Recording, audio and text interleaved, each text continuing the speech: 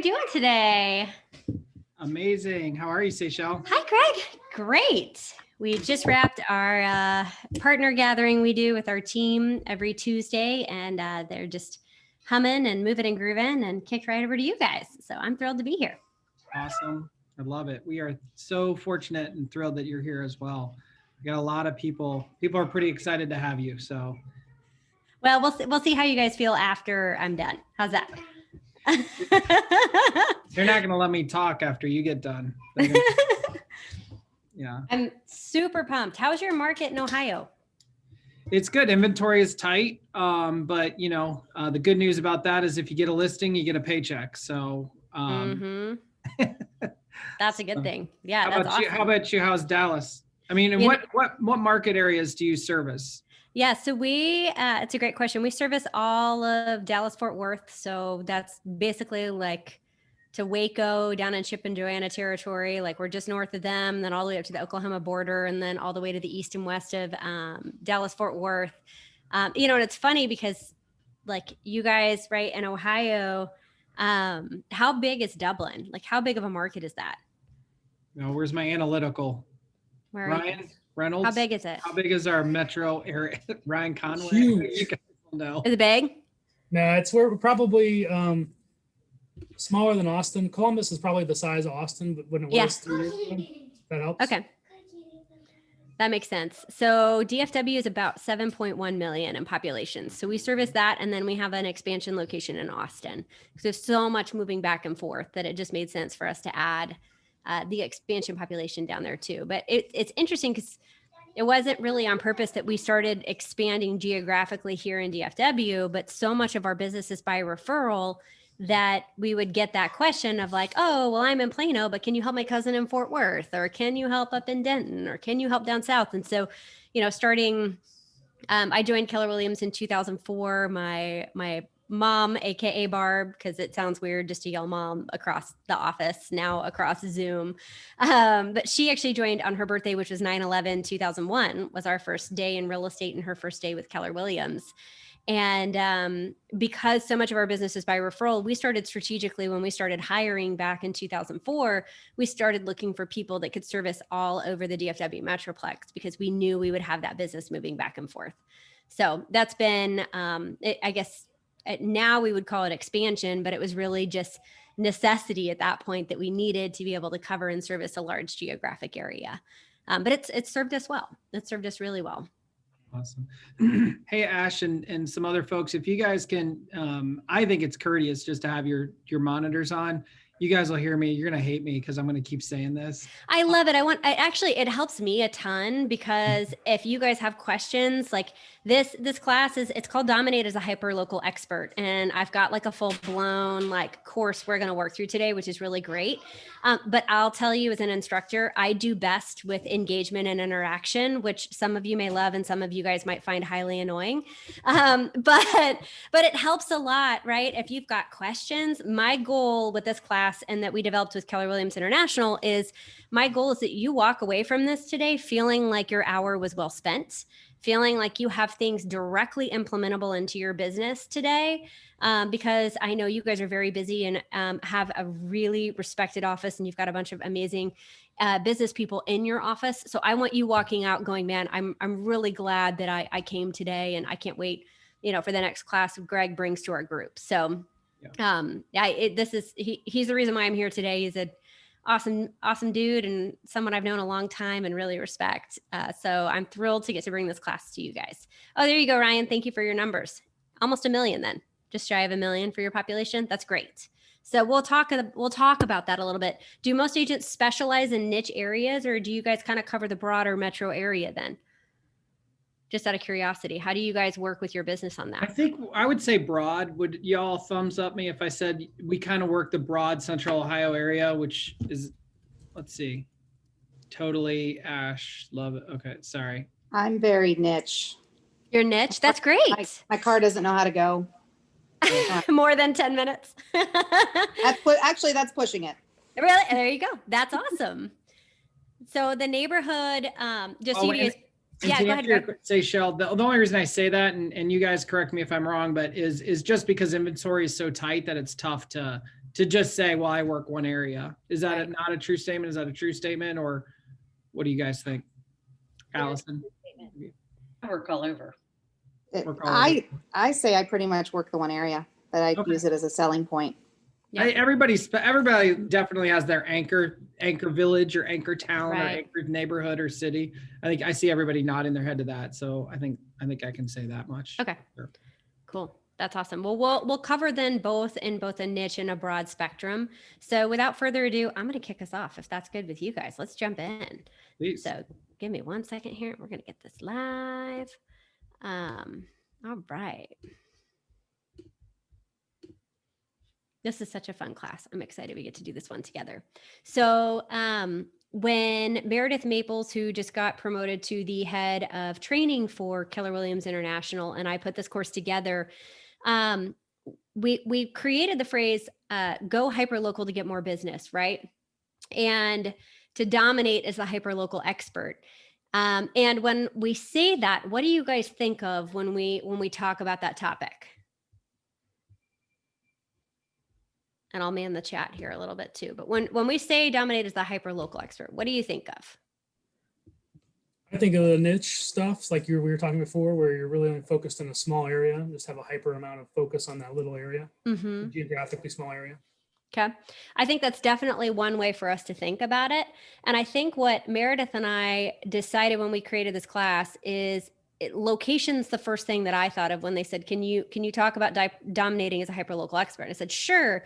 But what we discovered when we went through this class was not just location becomes important. It's really mind share, right? Regardless of location, regardless of psychographic or demographic, right? It's really totally dominating the mind share of a specific population or group of people that only think of you. And when we take a look at, how many agents most people know, do you know what the number is from NARD, the number of agents most people know? It's kind of a crazy number. 7. Yeah. Who said that? Good job. You get extra brownie points. Who said that? I did, Teresa. Nice. Teresa, excellent job. It is 7. Teresa. Yeah. Way to go. I'm gonna get lots of brownie points. I like it. High five, Teresa. You get a high five from me. So yes, so it's 7. So if you think about that, even in our neighborhoods, even in our community groups, in our social circles, and our families, sometimes, people know other agents than just us. And so what we're going to talk today about is not just location. We're going to cover that. We're also going to talk about mind share, though, whether it's psychographic, demographic, or location. So that's what we're going to focus on. And again, I'm Seychelle Van Poole. We are fortunate we have built up a team of 20 agents and admin now here in Dallas-Fort Worth. And we did 75 million last year, just over 225 home sales. And the bulk of those were by referral from our demographics. So Gary Keller always tells us when we're in the masterminds with him, that we should pick a narrow market and we should dominate it. He's really a big fan of Sam Walton's inkblot method, right? Where you pick one location, you completely dominate that location, and only until you have completely saturated your ability to dominate that location do you move to the next. And so that's something he's always saying to us. And, as we even watched one of Gary's life videos with Monica Reynolds and Jay and Jason Abrams yesterday with our team for our script practice. And Gary said something which I think we're also guilty of, is he said, when the top agents all get together, they all want to talk about what's working for the other person and what the other person's doing and what's working and what's new and what's interesting, right? Like Clubhouse, right? That's something everyone's super into today. And he said, what's crazy though, is it gets down to the basics and the fundamentals and what your habits look like that really are going to determine your success. And so when we talk about when you go hyperlocal, really the things that you contribute and that you get out of when you go hyperlocal is you get deeper insights into your market, right? Allie's talking about, she wants geographically to be in a really tight market. She doesn't even want to drive 10 minutes, right? So you get really deep insights into what's going on in that tiny pocket. It could also though be people, right? Because you get deeper relationships. If you dominate Our daughter's now in first grade, so I'm getting to dominate mind share of our PTO these days, right? But if you have a group of people that you're working with, right, you get to dominate that and you get to provide deeper value. So today what we're going to focus on being prospecting based, marketing enhanced, and we're going to go deep, not wide. Does everyone remember that song from childhood? Deep and wide. We're just going to go deep, not wide today. So that's how we're going to focus this. So when we talk about being prospecting based, what is that? Does that cost a lot of money or a little money to be prospecting based? Little. A little bit, right? But what does it cost us? It costs us in time, right?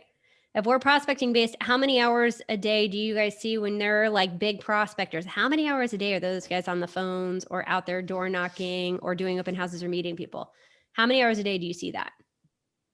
3 or 4. Yeah, 3 to 4 Depending on hours, 6 right? to 8. Yeah, it can, depending on the person, right? It could be 6 to 8. If somebody's an inside sales agent, they might be doing that every day, 6 to 8 hours a day.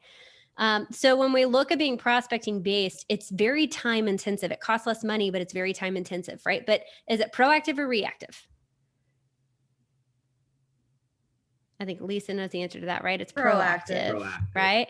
And the benefit though that we get of the prospecting is that we control our results, right? It's not like we throw money into the wind and that we hope buyers fly back at us after we've thrown the money out there. It's controllable. We know that the amount of time that we put out there over time, we can start predicting our results, right? And that's why prospecting is something that Gary used to say, you're marketing based, prospecting enhanced, and he switched it for MREA2 to be prospecting based, marketing enhanced. So when we talk about some sources, what I would love for you guys to do is take a look at these 19 different sources for prospecting. And I would love to know if 1, 2, or 3 of these, which one of these might resonate with you when you look at prospecting.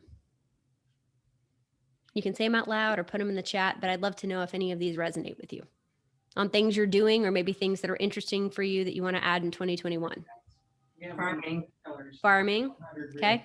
Pouring into us right now. What else? 1 to 3 o'clock, the information is easily found, and there's still time to jump on. So I highly recommend it. But check out. Greg's recruiting for our class. Thank you, Greg. Actually, look. So actually, I'm doing a live video telling Oh, you nice. how awesome you are. So there it is. Thank It's sort of you. like a cyclical. Rock and roll. Would love to hit up relocation departments. Awesome. We'll talk about that today. What other ones are you interested in?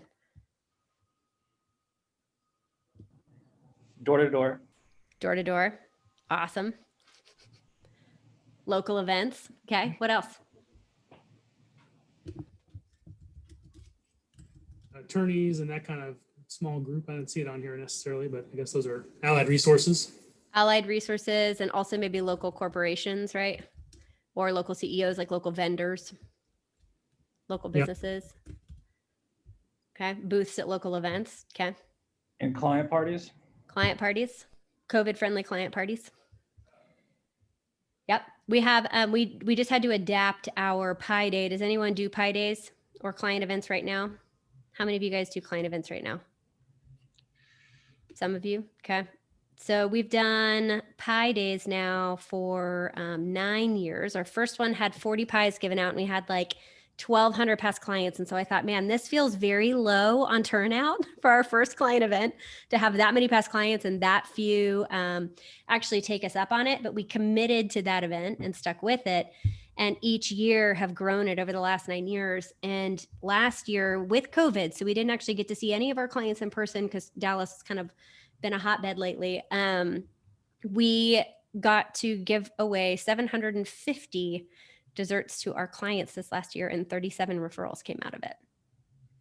So we can definitely talk about some client events and we had to make that one completely socially distanced and COVID friendly. So we can talk through that if you guys want to talk through. It doesn't have to be a Pi Day. It can be anything, right?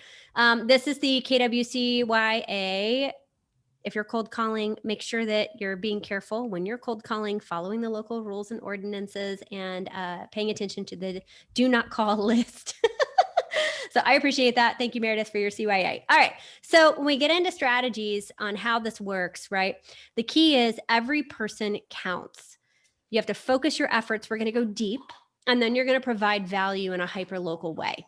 And so when we take a look at this, right, it's hyper-local is a contact sport. And I think the biggest thing that we miss as agents is everybody we come into contact with should go where? Database. Go into your database, right? But do we actually follow what we preach on that? Like, would you say most agents actually do that? No. I mean, probably not, right? I mean, I would say even for the first 5 years of my business, I wasn't good about that either. I joined the junior league down here, was very intentional with my relationships with them, but I was not great about getting that database of people into my database of business.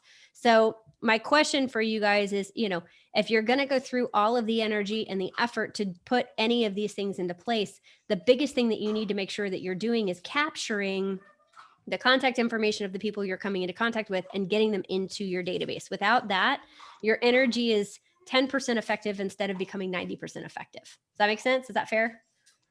I feel like that's always the step that the class misses. And I'm like, oh, that's step one.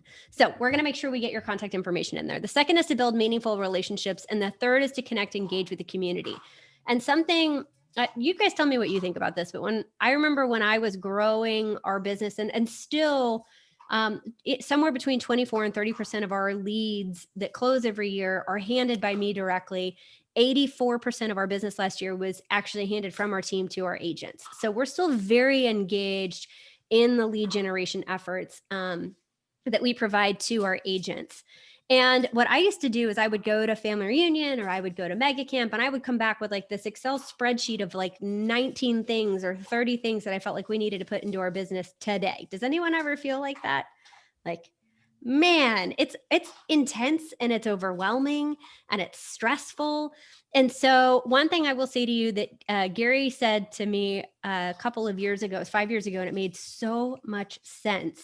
I'm going to share it with you, is Gary basically said that when we look at our business, you really only need to treat it like a stool. And how many legs does a stable stool have? 3 to 4, right? 3, if you lose one leg, it's a little wobbly. 4, if you lose one leg, you still can at least stand up on it, right? It still stands upright. So he said, really, all you need is 3 to 4 really good sources of your business. And so what I want to encourage you guys to do is after we leave this class, I want you to take a look at where your business has come from to date. And I want you to, before you implement anything else, I want you to double down on that one thing first. And then the second thing I want you to do is take a look at if you have 1 or 2 or 3 sources, these are our sources. 96% of our sources was out of our business. 96% of our business is only out of 4 sources. So, if you see on here, we're now adding additional pillars, but really over 4 years, we started focusing in on, how do we build business one source at a time and really double down on that instead of feeling like what I used to feel like, which was I need 19 of these and I need to do them all now. I need them all working because all of these people are doing these things. So I probably need to do it too if I want to have this big, massive life in business. Does anyone feel that way? I definitely did. So when Gary said that to me, I felt like this huge weight lifted off of my shoulders of, wow, I actually only out of that list of 19 even only need to do 2, 3, 4 things really well. And not only that, but I can pick the ones that I actually really like. And I don't have to worry about the things that I don't want to do and that I'm not going to do. Because like for me, calling expireds, I know a lot of agents that kill it at that. And you know what? I'm just not going to do it. I don't love it. I don't naturally gravitate towards it. Mad props to those who dominate it because they are amazing. But I don't wake up every day loving that. And is that okay? Right? That's totally okay. Because when you look at our business, what do you see? You see a lot of relationships. That is the biggest thing that you see with us is we build with and through relationships. And so for me, then when I started realizing that a lot of our business was coming from relationships, I could then focus in on how do I get more key relationships in my life because that was my focus. But whatever your focus is, it could be expireds and door knocking. It could be open houses. It can be client events. It doesn't matter what it is. I just think the best advice I could give any of you is to pick what you are actually going to do and enjoy and only do those things. Because I don't want work to feel like work. I want it to feel like I'm enjoying what I'm doing. And I wake up every day now loving what I'm doing instead of dreading the beloved word called lead generation, right?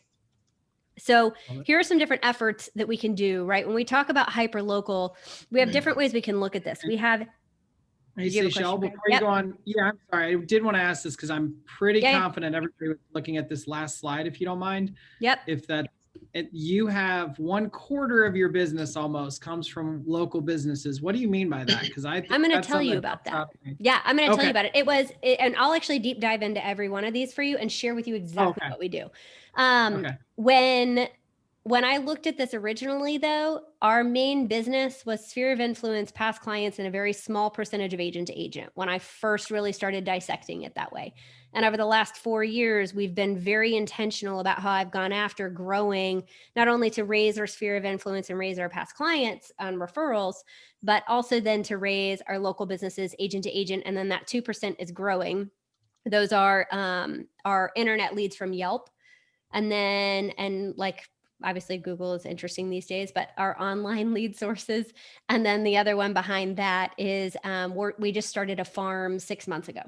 So we're just now growing the farm and adding to it. But you can see though, for a long time, we were just focusing in on the people that we know, like, and trust us.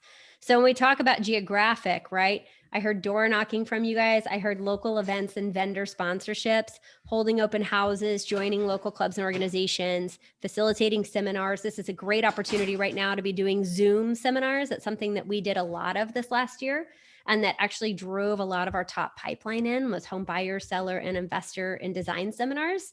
The other cool thing about this is you can get those down to a science, record them, and then play them monthly without having to redo them monthly. So that's something that's really cool. And then you can market that on your internet leads, your database, your farm, right? It can cross-reference all of it and do the work for you.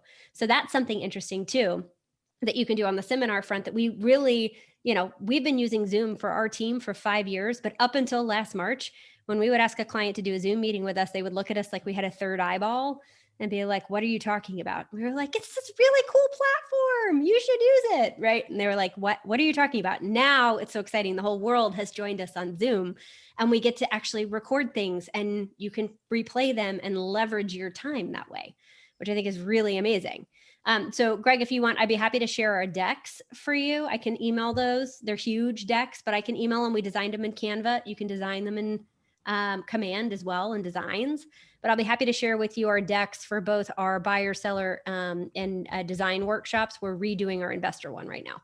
But Wow. if you'll write those down, I'll email, if you can take notes for me on what I'm promising to send you and let me know after Yes. class, I'll email it to you guys to share with everybody that's on the class today. Would that be helpful? That'd be Kind of jumpstart you guys a little bit? Okay. Yeah. Hey, Angela, do you mind? I don't know if you're listening, but if you could write that. Can stuff someone down take before- notes for me? That would be Yeah, awesome. I think Okay. She will. We might have a couple other things that we'll make sure we give access to. So if I have a list, I'll make sure right after the class I send it over. Then we have your demographic, right? So starting and joining clubs and organizations, investing in sponsorships, hosting events, facilitating seminars, right? Like all these different meetups. For us, that demographic was, for me, local business owners was one that we added. And then the last one is a psychographic. And I think this is an interesting one. What do you guys think of when you think of psychographic versus demographic? This is my advertising background coming into play. What do you think about those different ones? It's how people think. It's how people think. Yeah. It's how people think or what they think. So, we look at, there are a lot of also in your psychographic, you can think about like entrepreneurs is a good one with that. Investors is one of those, right? You can think about like people that are maybe similar in mindset, whether it's, my goodness, like politics or cooking or, right? Like it's all these different interests. Your psychographics go into your interest levels. And there's a great way in which you can bring those interest levels together. I know Andy Peters does a great job where he has a whiskey tasting club. And everybody that comes, he loves whiskey. And so he just has a whiskey tasting club a couple times a year and they all get together and drink awesome whiskey and catch up. But that's part of his business funnel, is he strategically invites people then that are really smart business people that love whiskey. And that's what they do when they get together, right? So there are ways you can mix your play and pleasure with your work to make those feel a lot more natural. So psychographics is one not to forget as well. So when we take a look at that, right, we're going to start with our sphere and then we're going to break it down and get involved. So what I want you to do real quick for me, guys, and we're going to take about a minute and do this. I want you each to write down 3 groups that you could get engaged with. And I don't care whether it's geographic and I'm going to dominating my farm, or whether it's demographic, right? Or whether it's psychographic, but I want you to write down 3 different groups that appeal to you or that you're already engaged in, you want to increase your mind share of, that would be interesting to you.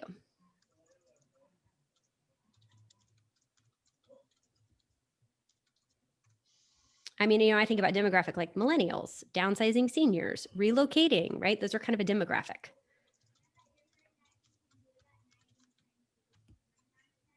Seychelle, do you want 3 in each category?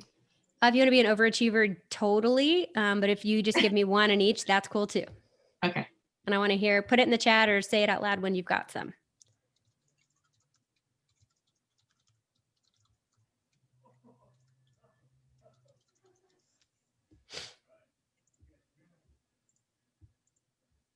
Love that. Worthington, nice, Troy. Boating, wakeboarding. I do not know how to wakeboard. I would love to learn.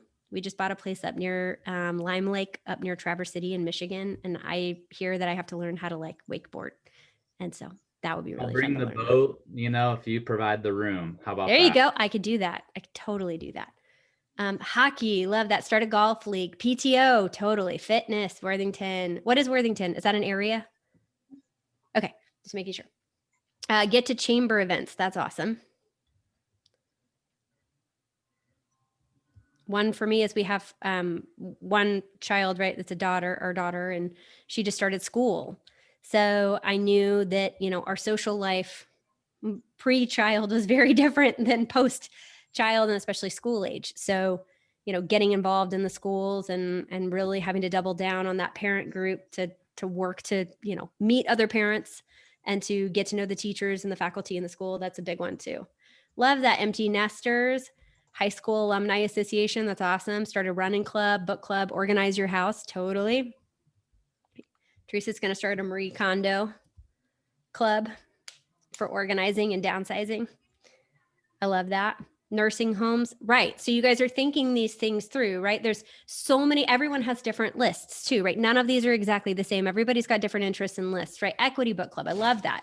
So as you think about this, right, I want you to think about, if some of you put more than 1, I don't want you to go do all of them at once. I want you to go do 1 at a time. I love that. Yoga, stand-up paddleboarding, traveling with teenage parents. That is a whole thing I have heard that is a thing. I'm not there yet, but I know it's coming. Schools, church, right? Investors of high-end rentals. That's an awesome one, right? These are all things that you can do. So here were, over the last 5 years, here have been mine. The first one was when our daughter was young. Yes, you, Quinn, we're homeschool, or you get to virtual school. So you can hear Quinn in the background. Yes. When we had our daughter that was, 1 to 2 years old, your friends without kids, like, don't necessarily want to hang out with your toddler that has to go to bed at like 6:30, right? Your time totally changes. We were like, we're super hungry to eat dinner at like 5:30 now, because that's our life. And, our friends without kids whom we love and adore, we're like, yeah, so we start eating at 8, and, that's probably 4 hours after you've fallen asleep on the couch already. So we had to completely rebuild our social circle. Any of you with parents or friends with kids feel like you've had to go through that kind of change of the guard a little bit? And so one thing that I had to set out to do is not only find like kids who my daughter got along with, but also parents that you really like. And so I went through a whole year where I literally was trying to mom date, because I was like, I want to find people that are like-minded, that we like have similar parenting philosophies, that we can create play dates, and I'm going to enjoy it, and it doesn't feel like I'm pulling my teeth out. And so I started building my sphere of influence around that. And then we started tracking the school she was going to go to, and they have a strategic board. It's like a strategic decision-making board called SBDM, site-based decision-making, which is the like anti-PTO. The PTO is all social. The SBDM is all strategic, which was completely my jam. And they allow community members to be on for a 2-year term without having a child at the school. So a year before Quinn went to that school, I got kind of my mom club down, and I got, a group of 20 parents that I really liked and focused in on that and started building business out of that. And then the next year I added SBDM on top of it, because I knew I was just in the land of children, and that was just where I was. And then the next year I really started looking at, I have been just so thankful and appreciative of the masterminds and high-mindedness and the training that we get with Keller Williams. Does anybody feel that way? Like, I know I'm like deep in a vortex here of like loving KW, but we just don't get those conversations having come from corporate. We don't get the education, the sharing, the high-mindedness that we get with Keller Williams. And so I went searching for an organization that might have other local CEOs that I could mastermind with outside of real estate. And so I found one. It's called Vistage is the name of it. And it's actually the largest private network of CEOs in the country. It has 60,000 CEO members. And so I went, you pay to play, right? So I went and joined it. We get together monthly. We have an all-day session once a month. So it is a time commitment. But I'll tell you, I commit to anything I'm doing for at least a year, because I know that now that I can't do 19 things and go implement them all at once, and I have to go deep on one, then I'm really going to push to milk that for not only building great friendships and relationships, but also for business. And so with Vistage, I got to month 6 and I was like, well, dang it. They all have realtors they like. They all have other people, right? They're all established. And by month 9, I actually had two $2 million listings come out of it. By month 11, I picked up a development. By month of 45 lots, and then we're also representing the build jobs on it. By month 13, we had picked up another 15 deals out of it, right? And now I can look back and see that we have 100 deals in the last 3 years attributed to that one group. But if I had given up in month 6, I never would have seen those 100 deals. And if I had just said at month 9, well, this isn't worth it, we've only had 2 deals come from it, I wouldn't have seen the landfall of the developments coming behind it. And we actually just got referred a client last week that's looking for 2 weeks ago, moving from California from one of these guys' buddies who's looking for a $15 million house here in Dallas. Interviewed 6 agents, we beat them out, all coming from that same Vistage group.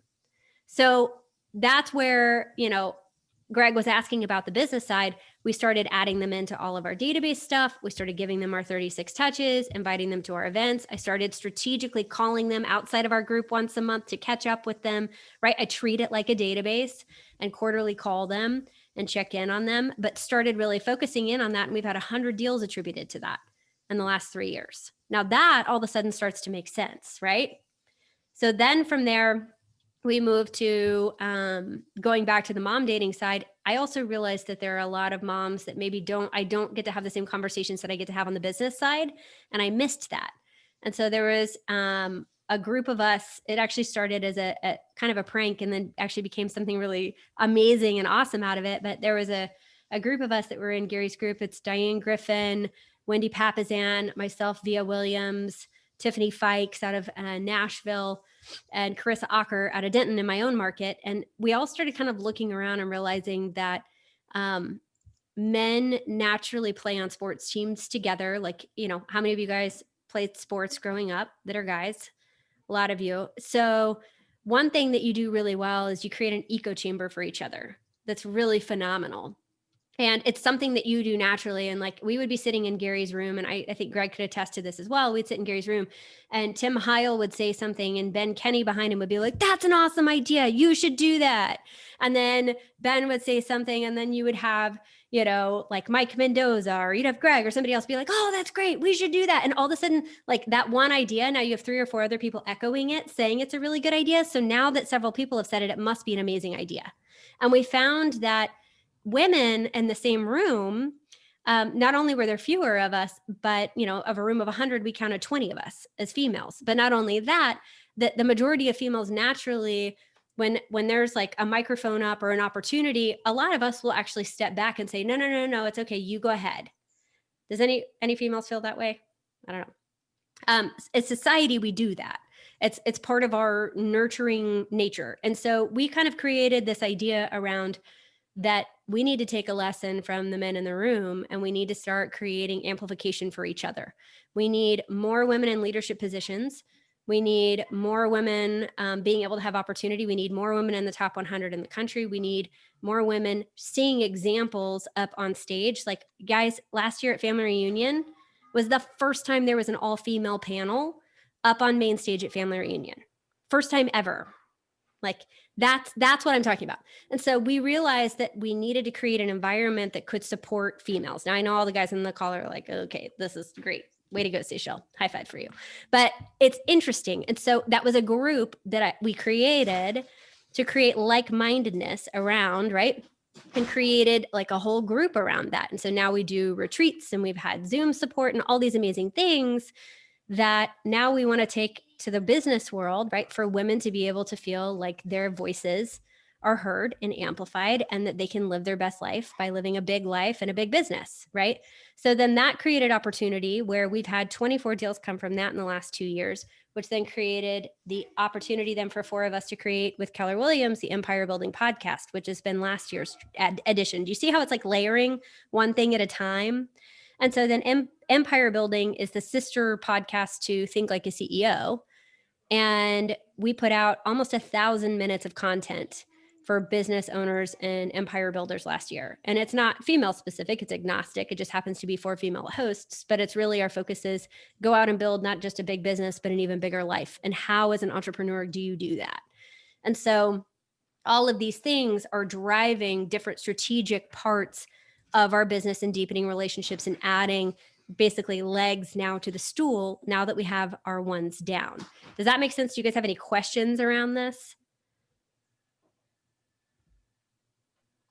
I do. Yeah, go for it, Teresa.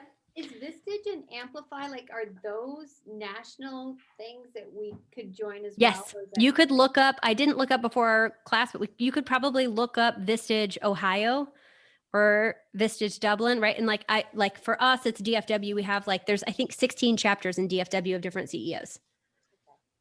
And then what about Amplify? Amplify is national. You can go to the website amplifyevent.com and you can get that too. Hey, I was at Family Reunion last year and went to your all-female session and it was awesome. Thank you. I'm so glad you came. It was really cool to get to be a part of just, right? Like helping to further the cause for all of us. And we want men and women to succeed. I'm gender agnostic when it comes to that. And I think it's important that we are taking some notes from you guys because you guys do a lot of things really well. And I think amplification of each other is one thing that men naturally are raised to do in society and do an amazing job at. So that's why it's called Amplify, is because we took a note out of the book from you guys and we think you do a great job. And Seychelle, what I took from what you just said, because I've seen it, is the opportunities that exist in these little fiefdoms or these eco chambers and these things that have been created, like, let's say, lab coat agents. Yes. Or, right, this is just a group of people who are passionate about something and sort of connected in a networking environment.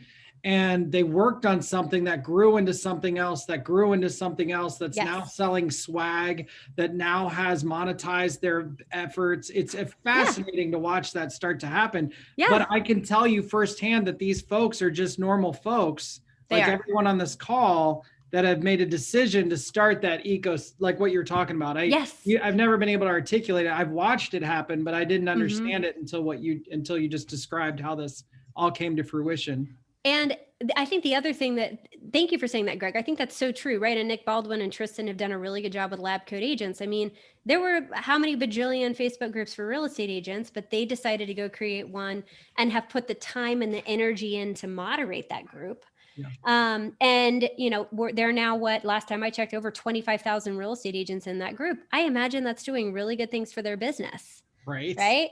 I know Nick has had several job opportunities because of that. Yeah. And so it's a choice that you make. And I think the choice that I made was, I am going to every year dedicate my time to do one thing that makes me uncomfortable. And I'm going to spend that year getting comfortable with it being uncomfortable. And so whether it was putting myself out there, starting small, right? I started with mom dating and SBDM because those were comfortable for me, right? I could at least, they were a departure with new people, but I was like, ooh, okay. It's something I'm going to have to do, whether it's now or 5 years from now. I better just bite the bullet and do it. But then it became, okay, well, KW gives us a lot of really freaking awesome training and material. How could I take that and add that to all the things that Vistage does? I mean, and you guys would be blown away. Some of the things that these CEOs are like, whoa, these are things that we in Keller Williams have been doing for decades. And so you look, not only are you getting to meet influential people in your community, but you also look really smart. Because you're like, yeah, we've been doing that forever. And they look at you like, oh my gosh, I had no idea these things existed. Because We're just so spoiled and getting to have access to the training and the mindset that we have here, right? And then amplify and then empire building. But again, it's all strategic. And I think that that's what I want to encourage you guys to think is think over strategy, pick one and commit to it for 12 months. One thing that I love that one of our agents is doing is the Tuesday tour. And they're literally every Tuesday in their farm area previewing and inviting on video now, it was in person, all the buyers that might be looking in the area to go preview the 3 hottest homes that have hit the market with them over an hour at lunch. And they do a Tuesday tour. And it doesn't matter if it's their listing or not. It's basically a 20-minute open house in each of those homes. And they're picking up buyers and sellers like crazy because people are able to either go get design ideas or be able to go and tour these houses without having to get sold on an appointment. And they just say, if you want to get on my list, let me know. I text out the list on Tuesday morning. We go see the houses from 12 to 1 every Tuesday. That's it. It's nothing crazy, right? But so it's pick something that you want to do and that you will commit to doing and then be consistent with it so people know what to expect from you. And then maximize your reach, whether it's a quarterly event, whether you're following up with people on an email, direct mail, phone call, right? Whatever it is that you're doing, pick it and go deep in that market. Do you guys have any questions around this, or do you need to strategize at all around something that might be you're like thinking about implementing and you might need a little bit of help with it? Seychelle, I do previews in my farm area and the areas that I mostly work in, and you just gave me a great idea because one of my actual former listings called me out because sometimes when I'm at a showing, I'll show the house, but it's not necessarily my listing. Yeah. And one of my former clients was like, Lisa, why don't you do this for your own houses? And I was like, yeah, well, because in my mind, right. Because in my mind, I'm like, a video, I'll do that for the listing, a professional video, but I'm not just walking around with my cell phone like, hey, I'm at 123 Main Street. So that's a great idea. Well, maybe you could even pre-record that on your phone and then broadcast it, right, with the coming soon rules. Do that as the Friday before it hits or whatever it is, right, on whatever your MLS will allow. Lisa, it's awesome. Yeah, I think that's great. And then make sure you're keeping notes. That's been a big piece for us, is really making sure that we're keeping notes. And, to take it to Lisa's point, if you're in a farm area, the thing that I get asked the most at any of those Vistage meetings or when I'm out in the community is how's the market? What's happening? Right. And so you need to know your numbers. And so what we started tracking on a weekly basis 5 years ago, and if you aren't tracking it, start tracking it today, because Gary told us 12 years ago to do it, and it took me 7 to do it. So don't wait 7 years from today to do this. Take Seychelle's advice and do it today. Create a Google sheet, and I want you to put tabs across it. I want you to have 5 tabs. How many homes are active on the market? I like searching the whole our whole MLS, like our market area, instead of just a tiny niche neighborhood, because I can see that this is for trends. Okay. This is for watching trends. So I want to know how many are currently on like this Tuesday or this Monday. Pick one day of the week. You're going to do this every week or have a virtual assistant do it for you. But how many homes are active on the market? Because the challenge with our MLS is I cannot go back last year at the same week or the year before, the same week and see how many homes are physically active on the market. The second one I want to see is how many new homes hit the market in the last week. The third is how many sold in the last week, how many went under contract. That one's been a huge one for us in the last year. How many homes went under contract in the last week? Because we know whenever a home goes under contract, that predicts our closing dates out 30 days. So that tells us what buyers are doing today versus solds tell us what happened 30 days ago on what a buyer was willing to do. And the last one is how many homes this week and the last week expired or withdrew or canceled. And check this out. So we were able to real time, hold on. Where did you go? Hang on, let me get this up. We were able to real time forecast. This is so cool. We were able to real time forecast our market because we knew these numbers so tightly. Let me show you.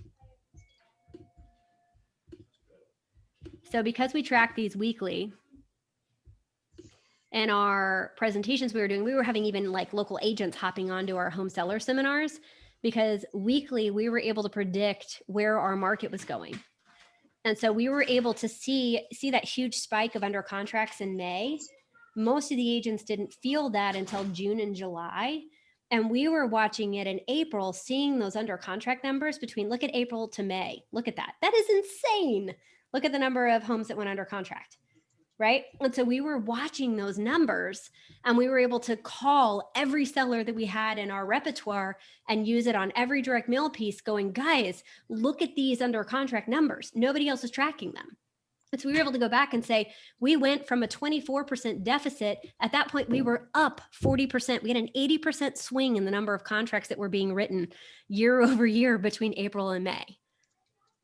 You want to talk about seller motivation, right? We had all these sellers capitalizing on multiple offers and getting their homes on the market before anyone ever discovered it in June. Isn't that cool? I'm a total nerd when it comes to data. So this for me was like just so cool. And we've been able now to track it throughout the year. And we can see now we're starting to level out a little bit as we go into the end of the year. But we had at the peak, and if we blend out over the year, we were up 19% year over year in contracts. And vice versa, we could see that we were running 27% behind in the number of homes that were hitting the market every week.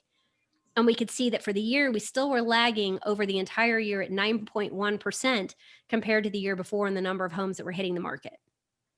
Do you think that's value that you could provide, right? Regardless of whether you're farm or, events or psychographic or demographic, right? This is data that people want to know. And if you can rattle statistics off like this on a quick basis, I think it provides a huge value to the people that you're working with or talking to or courting because they can't get that data everywhere else. Does that make sense? Yeah. Now, one thing that we put together with this that's really cracks me up is this is our recruiting video for people in Ohio to come down to Texas right now. It's really working well in New Jersey.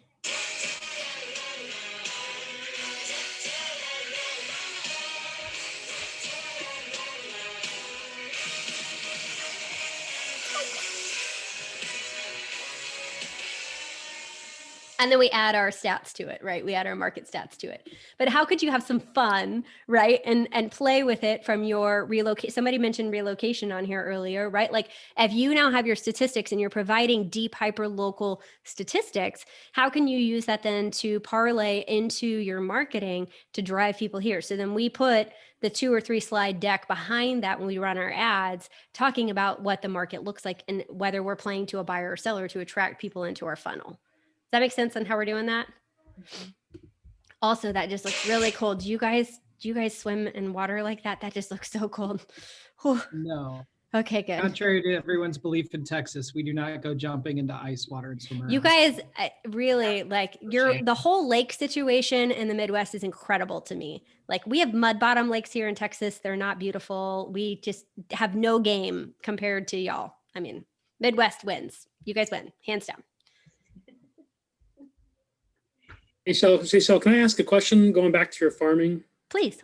thing? So on the geographic piece, I've been trying to figure out a way to advertise on Facebook to smaller areas than the 10-mile radius that Facebook allows. Yeah. Any ideas on how to do that? I think I think you can get into a more narrow. Are you wanting to go bigger or smaller? Smaller, because we have certain subdivisions we want to hit and not necessarily blanket everything. So, Yep. But Facebook, I think, limits us to a certain Geographic radius. Yeah, because I know. Yeah, because of all of the profiling that was happening. Yeah. I think where we're switching that up is we're actually going back to direct mail, which I know sounds crazy. And Greg probably has some really good resources for what you guys do with direct mail too. We just switched over from a local provider to Clipper Magazine this month. So I cannot equivocally tell you if it works or not, but it cut our cost in half. And we're doing our direct mail through Clipper Magazine printing. We're not inserting into the magazine. We're using them for the direct mail portion, but it cut our cost in half of what it was costing us to work with our local people. Yeah. And David Satterfield has a great comment too, right?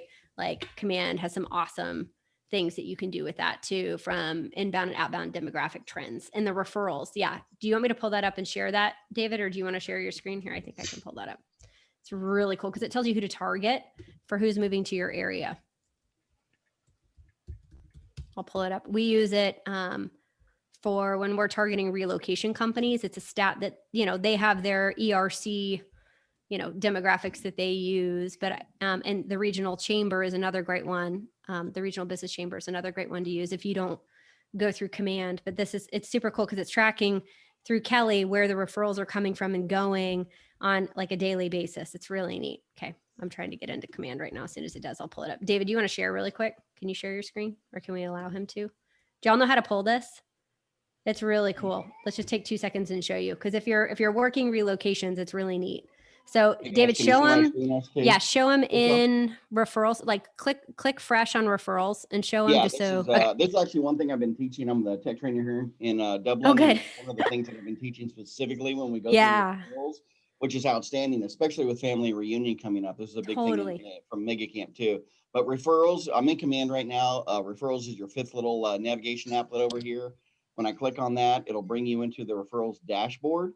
If you go over up here on the top and go to maps, and then over here, the default for this, however, is production. So that will just let you search for agents. But if you Mhm. click on this little menu, go down to referral patterns. This is And so cool. I've got Dublin, Ohio plugged in over there already. You can see the arrows. These are the outbound arrows. This is people that are leaving Dublin and where they're going. So Atlanta, Georgia. Sorry, I can't say that Michigan word.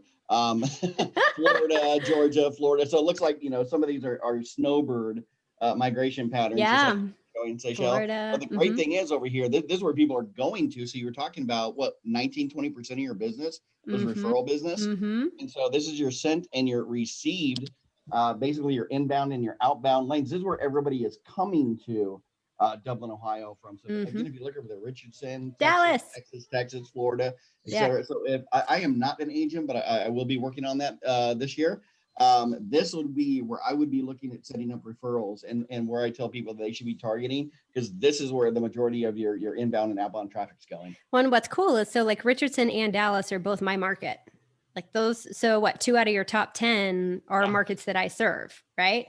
So it's so interesting because, I think that as far as like the Midwest mindset and Texas, we have a lot of similarities just in kind of our like natural like style of communication. And like I have family in Dayton and the M word, but I won't use that one in the state next to you. But in Dayton, right, like we're so like my cousins from Ohio and our Texas counterparts, we view the world very similarly, and kind of like it just feels like a very comfortable, easy transition when we go from one to the other. And so, what David said is so true. What I would be focusing on is looking up the top agents, then the top 20 agents in each of these markets, and reaching out to build relationships with them, because chances are those agents are the ones that hear about somebody needing a referral help. I can't tell you in my market center all the time how we'll have agents going, I need help in this, this market. Who knows somebody in Dublin? And that's, you want to be in the mind share of those top agents that are like, oh, call this agent. So that's an easy way to do it and break it down into a system. And just to pour on the validity of this too, I had a lakefront seller, and she was convinced that everybody's coming from LA. So I was able to screenshot that report, and I showed her that everybody's coming out of Chicago. So then I did a $500 pay-per-click ad specific through command in Chicago, and it actually made sense to her. So no, that's not where we ended up getting a buyer from, but to bring that kind of data to a listing and show them, well, I know that's what you think because one human being in your sphere came from LA to Cleveland, right? But it looks like everybody's rolling out of Chicago coming to Cleveland right now. Like I can pull that report and show you that everybody's coming out of Chicago and coming to Cleveland, which is sort of what's happening is they're coming back to their house, their families. Like the thing about Cleveland is people only go to Cleveland if their mom, dad, or family members there. Other than that, they're getting the hell out. So sorry, I love Cleveland, but I'm also getting the hell out. Anyway, go ahead. So. He came to Dublin. It's much better. Yeah, right. It's But, so interesting that you say David, that though, because that's pulling, like we talked about, the prospecting and the marketing together. What that's doing is that's using data to inform your decisions on who you're strategically reaching out to, which is, I think, really important. And then you're following up with that, what Greg said, right? Is then you're placing your Facebook ads or your marketing dollars, whether it's farm or anything else, into the money that's going to net you the highest ROI. And I think if you can do that in a 1-2 punch, whatever it is, I think that's where you're going to get success. We have one woman that runs a blog here, and all she does is focus on advertising for California's moving to Texas. That's literally her blog. That's all she does. It's all she advertises for. She was a California that moved here to Texas, is an agent here, and that's literally all she does. And that's her whole source of business. And so I think sometimes we overcomplicate it. And what I want to remind you guys of is success actually can be really simple if you allow it to be, and you're willing just to pick it and stick it, right? Pick one and stick with it. to continue to move that forward. And over time, you will dominate that one thing, and then you can layer on top of it. Y'all have any additional questions around that? We covered kind of a variety of different ways in which you can do this, but I want to make sure that I'm taking time for us today to make sure if you have any specific situations or questions that we take time to, dig into those as well. Yeah, I've got a question. Yeah. So heading up a vlog this year, and it's called Live Columbus. Love And it. does goodwill in the community. We've booked a lot of amazing guests. They're going to be meeting with us. I did a couple last year and had some success doing it, but this year we're really, that's my main goal this year is growing that Awesome. blog. But being hyper local, obviously that's really reaching out to my whole city. And I don't know if I shot myself in the foot trying to expand too big. You know who you should reach out to is Christy Smith in Indianapolis. Okay. She has what's her website name? Don't quote me on this. I think it's like indiehomes.com. And she's really focused in what I would do, Oliver, is focus in on some psychographic or demographic first. So like one thing that we did is we moved to a pocket of Dallas. I grew up in the northern suburbs and we've moved down closer to downtown. And I was literally a stranger here. We knew like 4 people, even though I've lived in Dallas my whole, adult life, other than some stints in Austin and New York. And, so I basically started my whole sphere over again in our neighborhood. We had a bunch of business up north, but none in my neighborhood. And so one thing I started doing was I would send we still do, we do a quarterly gift box to any of the people that refer us a client, whether it's a agent or a past client. So it becomes it's our Raving Fans program. You'll hear Sarah Reynolds will talk about it. A couple of other agents will talk about it. It's something we started 5 years ago. And what I started doing then was reaching out to local businesses. And I would ask them when their off time was, when their lowest sales time was. And I would strategically buy our gifts from them during their lowest time. And that's then when I would shoot the video, do the blog post, write a letter about them, post on Facebook, etc. But it was a way for me then to take the hyper local and also reward our referral partners at the same time with a delight and surprise of something they may not know about. And it's become a huge something that our gifts now show up at like agents' offices or at their houses and they're excited. It's something neat and interesting in there. So there's a way that you could take that and kind of plus it, right? How can you take one thing and use it 3, 4 times? Yeah, exactly. Okay. Cool. Exactly. The value of our gift boxes are $25. We are RESPA compliant. Okay. I don't want to get sued. There you go. Thank you, Teresa. Christy Smith is indiehomes.com. Oliver, you can reach out to her and use my name. Just say Seychelle told me to reach out to you. And she'll totally take your call. She's awesome. She's someone, though, that I think has done a really good job with that. The other person to check out is Amy Youngren in Ohio. I think she's in Toronto, if I'm not mistaken. She's brilliant with it and has done a really good job. Youngren. Amy, Amy Youngren. She's also really good at it. Thanks, Seychelle. Mm-hmm. Do you guys have any other questions or challenges? I want to make sure I'm respectful of your time. Allie wants to know what you put in your boxes. Yeah. Hang on. I'll get you our latest one. Hold on one sec. Give me 2 seconds.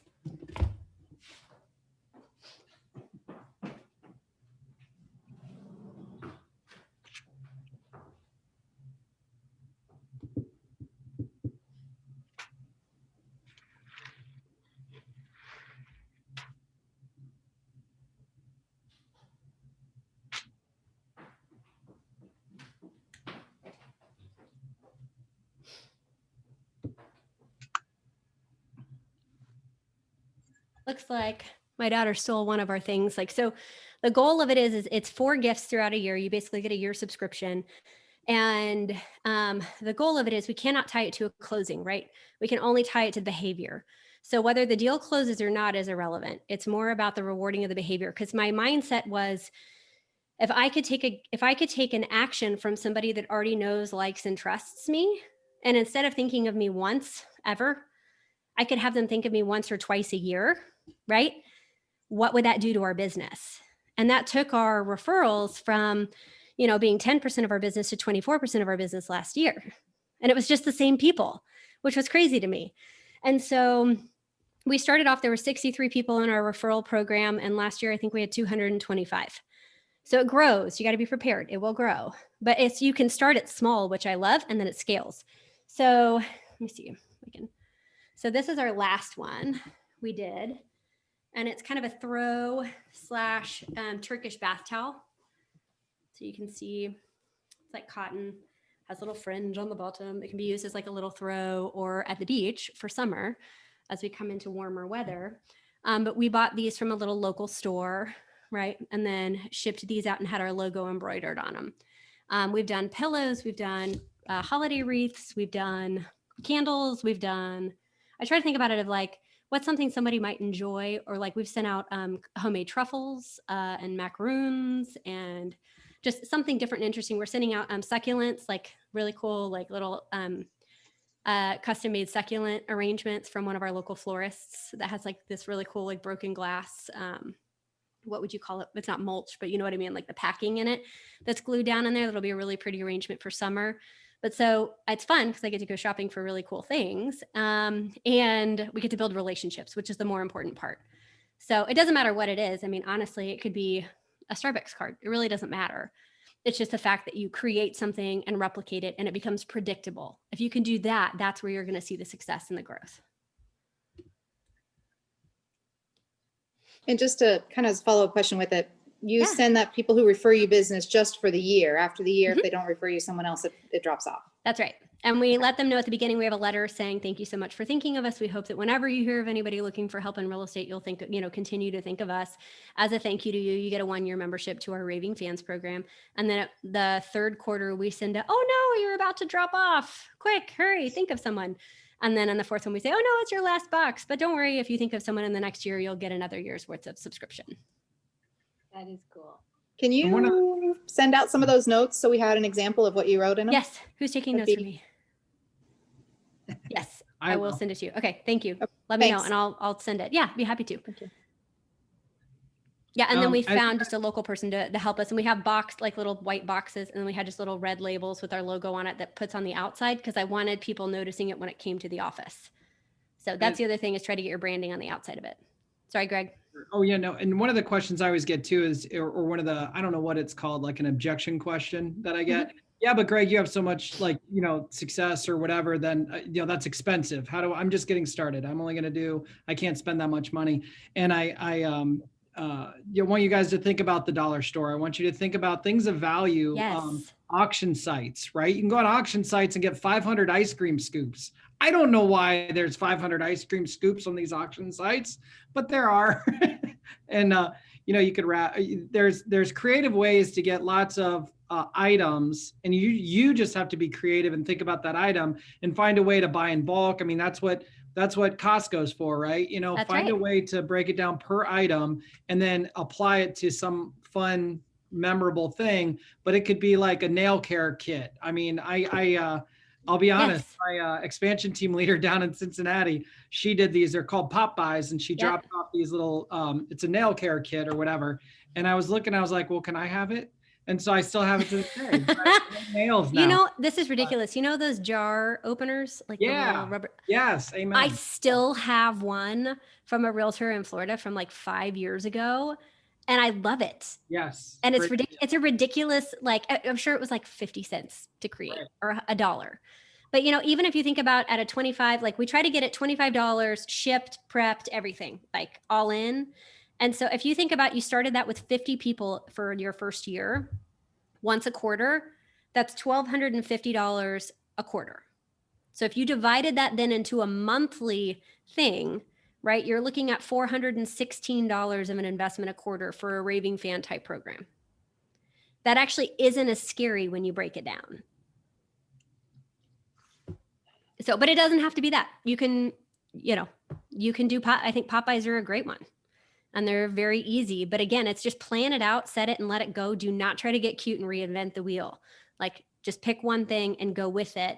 And the rest of it's going to do the heavy lifting for you. And some of the ideas you guys have come up with are phenomenal. I think they're awesome. So I love it. So it sounds like, because I've heard postcards, I've heard like these gifts, these, raving fan program. I've heard vlogs, which is a video blog, a weblog, or a weblog, or a video weblog, which is what vlog stands for some of my folks out there. I'm trying to talk to everybody. Fortunately, when I look at this, the crew that's on here watching you is pretty much our entire leadership. The Yeah, ALC. you guys have it down. Yeah, there's mega agents on here right now that are all doing very well. So now some of them though are better on the vlogs tip than they are on the well, they'll be better on the postcards than the vlog. A lot of people are just never going to try that, nor they probably shouldn't necessarily. Not never, but what do you recommend when you've just listed off like all these different types? My fear is that somebody might leave this amazing knowledge and not do any of it. Intimidated. So the one thing that I have never been allowed to drop is just 4 phone calls a year. Okay. I mean, Greg, seriously, right? Like that's the one thing that we don't get to get rid of. And so if we're not currently calling our database 4 times a year, that's where you start. Can you give me one script? And this is a personal question. Yeah. This is me, Greg. I feel guilty as sin when I call somebody I haven't called in 2 years. How does that conversation? Hey, Okay, Shell. role play with me, right? Okay, so I actually used the script on you a couple of years ago. Ring, ring. Hey, hello. Hey, Greg, this is Seychelle. How are you doing? Oh, hey, no, we're not looking to sell. I haven't talked to you in a while. That's okay. Don't worry about it. I actually, I owe you an apology, Greg, because I know it's been a long time since I've reached out to you, but I was in the area the other day and I just was thinking about you guys. And actually, it's not a sales call for me at all. I actually am just calling to see how you guys are doing and how your world is. How are you? I'm doing good. I'm doing all right. That is awesome. I am so glad to hear that. Well, I just want you to know, I'm really sorry that it's been so long since I reached out to you guys. And, I was thinking about, it's cold outside right now. And I was talking to John, who he runs an HVAC company, and I was able to shake him down for a couple of tune-ups for the spring or summer market. Do you have any need for like HVAC services? Or are there any things in your home that you're looking for resources on that I might be able to send your way? Oh, that's pretty awesome. Yeah, no, I appreciate that offer though, but yeah, thank you. Yeah, I wish I would have talked to you sooner. I had a friend of mine who was just looking for a realtor, but it's good to hear from you again. So. Oh man, Greg, I got to tell you, thank you for thinking of me. I really appreciate that. And we can't win them all, but I got to tell you, if you ever do run across anybody, we sure would love the opportunity to help them. But more importantly, I'm really glad to connect with you. Is your family doing okay? Are you guys staying safe? We are good. We are good. Thank you. Yeah, no, Awesome. I appreciate that. I love that. It's good to hear from you. Hey, you too, Greg. I hope you have a great start to 2021. And if you ever think of anything around the house that you need resources for, whether it's contractors or fencing or roof or HVAC, don't hesitate to shoot me a text or give me a call. And I'm always happy to give you whoever we're seeing give the most competitive, reliable service to. All right. Awesome. Thank you. Awesome. Have a great one. Take care. Great. Thank you. Okay. So I like that. I liked you were prepared for my saltiness. So you were salty with me. You gave me no warm fuzzy, Greg.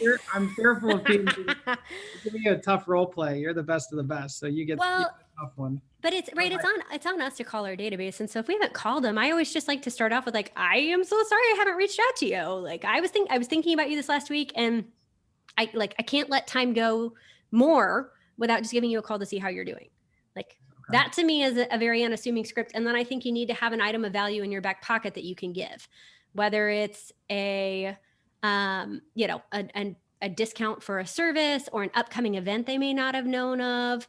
Or like if I were talking to you, Greg, and I knew you were a parent, I would let you know about the school board meeting this Wednesday where they're deciding the school calendar for this year would be something I would have told you. Do you have a link for it? You didn't know about it? Let me send you a link to it. It's going to be a Facebook, a Zoom meeting, but you may want to attend if you've still got kids in school, right? But try to think of 1 or 2 or 3 items of value that you have just right up on the screen so that if you need, like you get stuck and you're like, Greg's giving me nothing. You have something you can pull out of your arsenal that will warm that call up. And then the next time you call, it's going to be easier. Yeah, because from my standpoint, just going through that, it's kind of interesting when you role play, you really feel the character, like and the whole time I was thinking, what does she want from me? What does she want? Yes. And so, when I started to realize you're not going to ask me for my listing or who do I know? Right. felt better. And then you almost flip in your mindset saying, okay, we got to figure out who we can send her way. That was pretty cool. And just leave it at that. So I think using like the script too, of like, this isn't a sales call, or like, I'm calling because I have nothing for you, but I had a couple things that I was thinking that you might actually appreciate. Like it's all of a sudden we're moving from a like sale to a come from value, right? And build the relationship, which you saw as a big part of our business is relationship building. And like, I mean, we'd have people like, I know my sales team, right? We had some turnover last year for the first time in a long time. And I had some people on our database that were past clients that those agents were supposed to be calling, and they were not calling them like they should. So now I'm having my ISA call back through. And we just hired an ISA for the first time ever, like a brand new first timer ISA. And so she's calling in. She's not calling as an inside sales agent. She's just calling as a customer care manager. Hey, Greg, this is Seychelle. I'm new. I'm the customer care manager at Van Poole Properties. And I just wanted to introduce myself. You bought or sold from us in the past couple of years, and we just wanted to check in and see how your house is doing. How's your house? Anything break down lately you need help with? And then you build a relationship from there.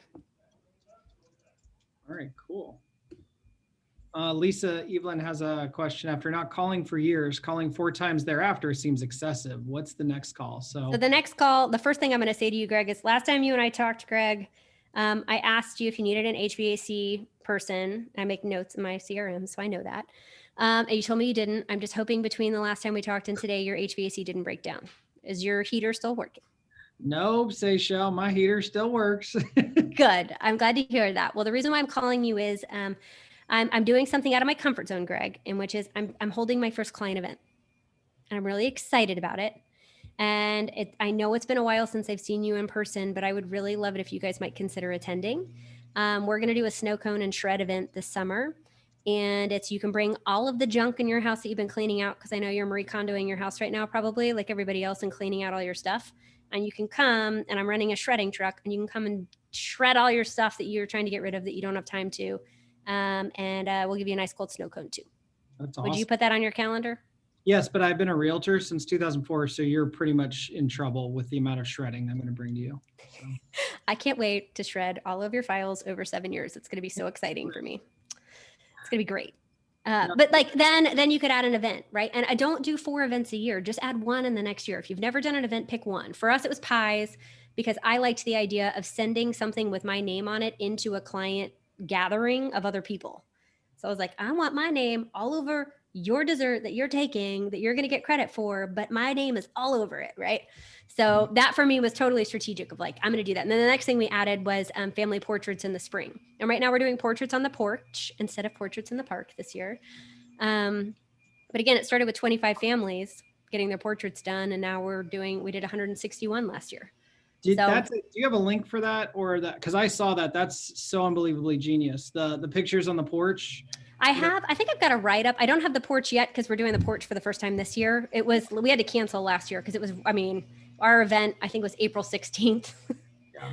So, that was sad. That was really sad. So many good ideas. I don't know if it was Pat Hyben. There was somebody that used to just, we stole his idea a little bit, but where they would have things of value that you could borrow. Yeah. So the phone call would be like, hey, just want to let you know we have 500 chairs and 25 tables. If you want to do an outdoor distancing event, we have those tables you can borrow. Or he had like snow cone machines, like the machines. Popcorn and margarita machine. Like and so a snow blower. Or those dryers, those huge commercial dryers, or karaoke machines, things like that. He would just have those at the ready, and of course they're tax write-offs and stuff, but just something of value that people can borrow and bring back and all that kind of stuff. And of course it had his logo all over the machine or the table or whatever, but just so many genius ideas. That by the way, guys, is family reunion type stuff. That's where you get all these ideas, because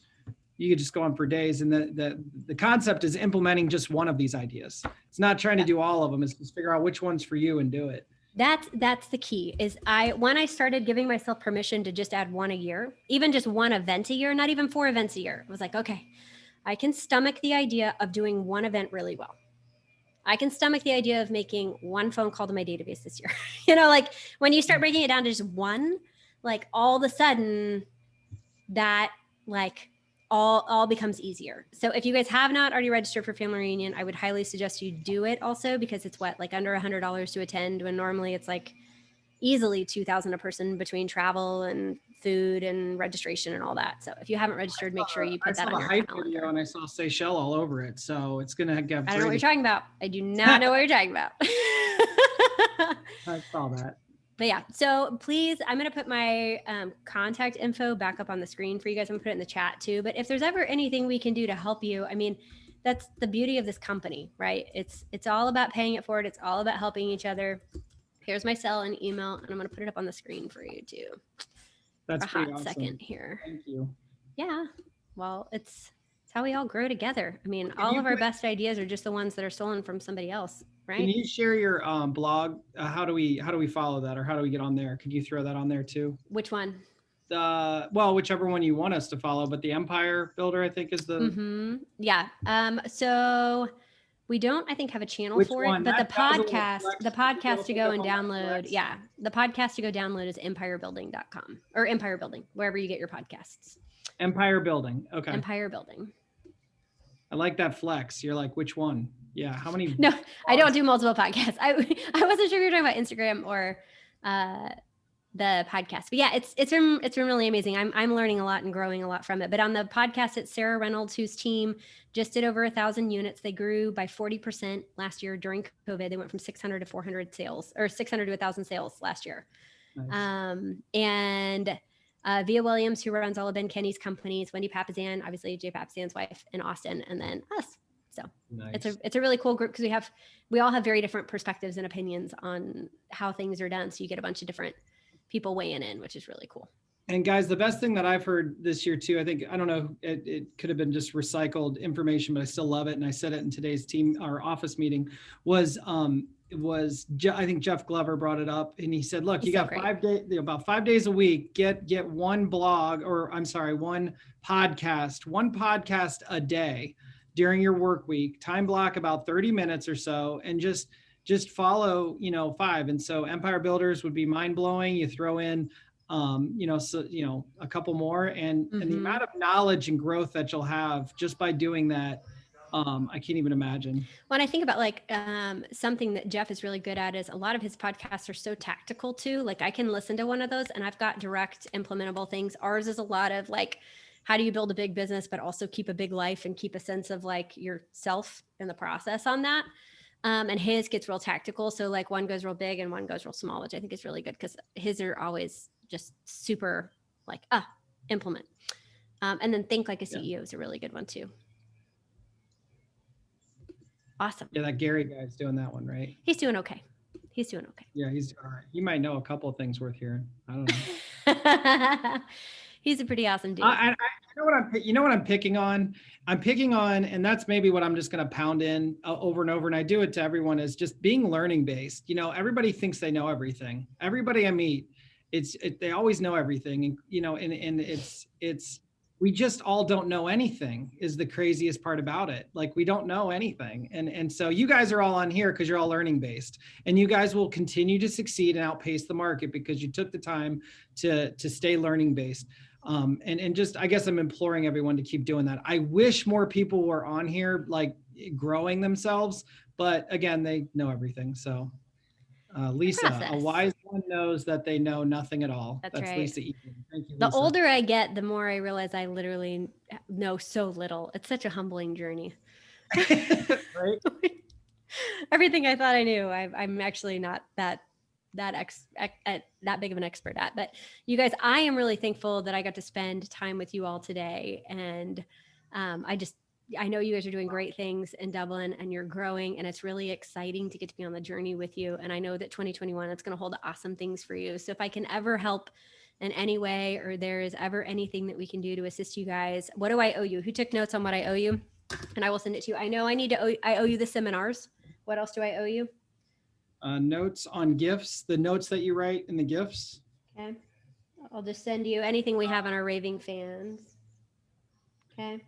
And then also you guys, Seychelle Van Poole, I'm living proof. She actually took my cousins, one of my mentors in life, my sales mentor in life. Tom Mitchell, that's my cousin, and he's the reason I'm in sales. And I gave that guy, who's the salesman of all, wouldn't you agree, Seychelle? Salesman of all sales. He really is the most salesman of all salesmen. Oh my God, he's amazing. And I referred him to Seychelle, and they were blown away with Seychelle. So you are safe with any referrals down to Seychelle. Thank you. And he bid me, I had to compete against 3 other realtors too to win that one. He put me through the ringer. I was like, Tom Mitchell, I'm going to win. Just you wait. Yeah. And we did. And we got him 100,000 more than anybody else is telling him he could get. So there's that too. I knew you would. And she's competitive, so she'll win for you and your client. I do like Also follow her YouTube channel. One of my favorite things about Seychelle is her video and her media. I keep telling you guys how we're going to implement that into KW Consultants and pushing the brand of KW Consultants. To get a taste or a flavor of that, go find Van Poole. What would be your YouTube channel? How would we find you? It's Van Poole Properties. Van Poole Properties on YouTube, and just go check out some of those videos and just some of the stuff she's doing. And it shows you what we're doing. We're going to bring to little old Columbus what the big cities are doing. So the 7-point-whatever million market centers are doing, or, market areas. We also have a self-deprecating sense of humor. So you have to deal with us with that too, guys. Sorry in advance for what you're about to find. What I love about Seychelle is her brand. It's so obvious and it's so fun and playful. And like you said, self-deprecating, but it's in a fun, professional way. So, as I talk to you guys about developing your own brands, I want you to kind of pay attention to what Van Poole Properties is doing and how they're so engaging. Take it and rip it off. You know what we're doing for our Pi Day event this year is I want to do the I Love Lucy skit where they do the chocolate truffles. We're going to do cake balls with it, and we're going to recreate the I Love Lucy skit. Like I've already ordered the costumes for it. So we're going to do that for our event. But like those videos are fun. They get several 100,000 views after they've been out there for a shelf life for a while. But I think for us, we're really good at what we do, but we also like to have a lot of fun. So beautiful. A little bit of both. I just all right. Throw that up. Totally. Here, I think Seychelle is a lot more than just this one class. She's got so multifaceted as far as what you can learn from her. It's like never ending. So thank you for sharing. I appreciate that. I'm not sure if this is I don't know that I've ever shared our channel. I'm not sure if that'll take you there or not, but you could try it. I'll give you a flavor of some of ours. I won't click it since I'm hosting and I'll blow everyone away, I imagine. I know. I'm hoping it doesn't go into like our early YouTube stuff because that's going to be really embarrassing. So let's just all agree that we're not going to go find the really old stuff. Can I ask a personal question? Now you know we're going to. I know. What's the story behind your name? It's so unique. I had hippie parents that sold everything and backpacked around the world for 18 months. And I did the math in high school. I never thought about it. Someone was like, "Oh, is that where you were conceived?" I was like, "Nope, I was not." And so I was supposed to be a boy named Austin, blue baby, everything, and was not, clearly. And that's how I got the name. They were like, "Where's our favorite place we traveled?" And the Seychelles was it. So that's how I got the name. So I have people. I have a whole country of people, and they're really awesome and sweet and kind, and thought that I was a little weird because I was so excited to meet them. But it was really great because it's off the east coast of Africa. And they kept they speak French. And so they would be like, quel est votre nom? And they'd be like, "What's your name?" And I'd be like, "Seychelles." And they're like, no, vous êtes dans Seychelles. Vous êtes dans Seychelles. And I was like, no, mon nom est Seychelles. Vous êtes my people. And they'd be like, "You are so weird." So I was like, this is why I took French in high school, so I could talk to my people. What country? It's the Seychelles. They're if you go like Kenya and like Madagascar, if you go over from Kenya straight up from Madagascar, you will run into the Seychelles. They were a French colony until the 70s, and then they had just a hilarious bloodless coup in the 70s and got overthrown and have been a independent country since then. But it's like it kind of like the islands look a lot like the Maldives. If you've seen pictures of the Maldives, you've probably, Mauritius also, like it's kind of a similar flavor of the big granite boulders and the white sandy beaches and palm trees. They're really pretty. It's where Prince William took his honeymoon, if you must know. Fun fact. Geography, do a little geography. That's great. Yeah, that was my like geography project every year. So it was great because I could just recycle the same material and learn more and more about my people. So it was good. But I really appreciate you guys today. And truly, if there's anything we can ever do to help, let us know. We're here to help. And you guys are so lucky to have Greg, man. What a huge, vast arsenal of knowledge already in your market center. It's amazing. That's all. I just know people. Well, And but these people, by the way, look at my business. My business is just knowing people. That's my business. So that's all. If you do one thing, that's it. The people that joined us here today were all the leadership of Central Ohio. So it was really time well spent. So Thanks, I really you guys, for appreciate coming. you. I appreciate everybody joining us. And thank you, Seychelle. And let me know when and how I'm going to be helping you. So I love it. So you guys want to know a goofy thing that we do at the end of all of our meetings? Because on Zoom, like if you're staying on for other meetings, you're like, it's kind of weird because you're like, do we end it? What do we do? So on our team, we actually bow at the end of every one of our meetings. So with this, I think we should do a bow, right? And we bow. That's how we end our meetings. And that's how you end. all right. Y'all have a great week. Thank That's you. right. Bye, guys. Thank Happy you. 2021. Bye.